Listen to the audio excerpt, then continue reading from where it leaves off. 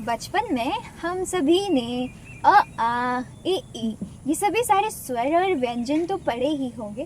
तो आज हम एक कहानी पढ़ने जा रहे हैं जिस कहानी का नाम है बड़ी ई की मात्रा।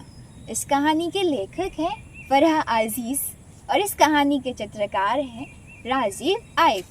तो चलिए शुरू करते हैं।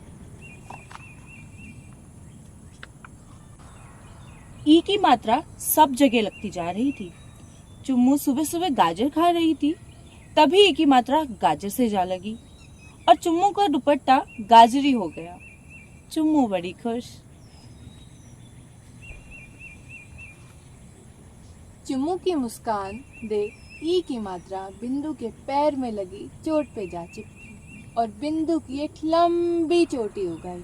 चुम्मू की तरह बिंदु भी मुस्काई। अब क्या था, ई की मात्रा फूली ना समाई।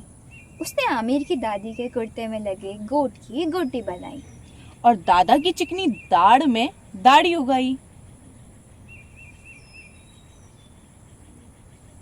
बद्री बर्फ खा रहा था, उसको बर्फी खिलाई। घनेरी घड़ा ले जा रही थी, उसको घड़ी पहनाई।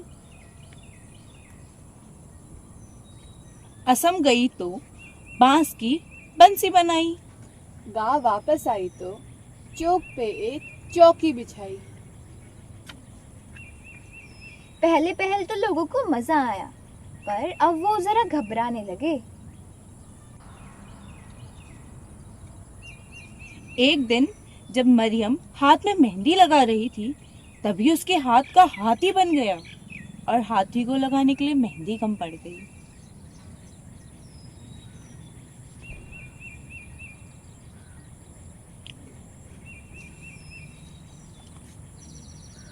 बंसी गोला बना रहा था और वो गोली बन गई।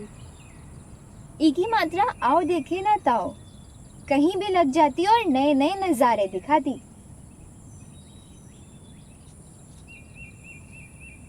इसी बीच बनवारी लड्डू मिठाई बांट कर आया ही था कि ई की मात्रा मंडराने लगी।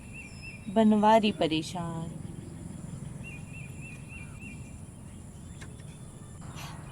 ई से बचने के लिए उसने कई तिगड़म लगाए।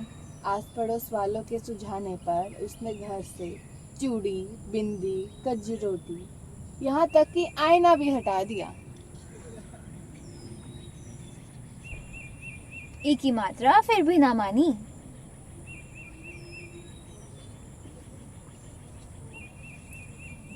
बच्चे की 13वीं सालगिरह पर घर में बहुत धूमधाम थी।